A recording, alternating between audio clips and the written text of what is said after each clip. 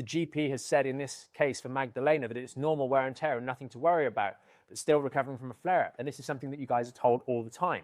It's not a normal wear and tear, it's common wear and tear, just like it's normal to have diabetes, or you could say it's normal to be overweight, or you could say it's normal to have a number of different things.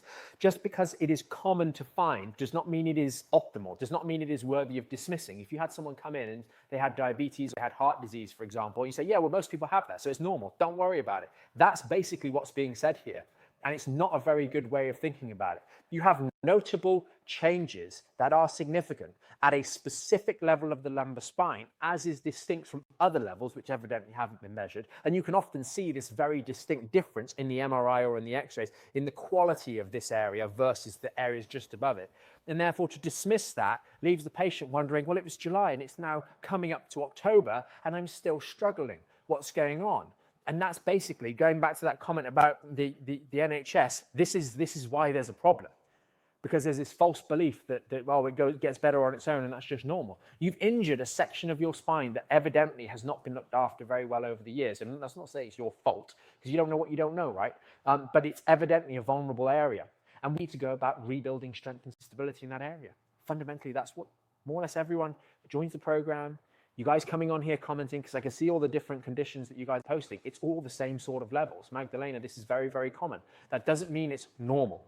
It's very, very common. It's not healthy. It's not optimal. It depends on how you want to define the word normal, right? But you've quite clearly got an injury or a couple of injuries at the lower sections of your lumbar spine. Doing the stuff that we talk about all the time is what you need to do to help you. You need education first. And the GP evidently in this case has not done a good job of that. You need to have some element of relief work, stuff that can take pressure off those areas of the lumbar spine, because quite clearly we're putting a lot of pressure on them regularly in a way that's chronic, right? I can go to the gym and lift 100 kilos on the squat or whatever it may be on my training, right? I can't do that all day, every day. I will break something.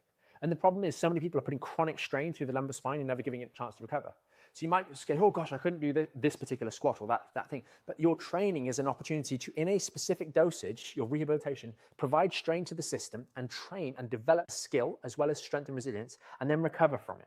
And so you have your rehab, you have your relief work, and you have education. And these three things meld together. That's what we base the program on, to make sure that you can actually start to build and improve the health of that section of the lumbar spine, the lower lumbar spine.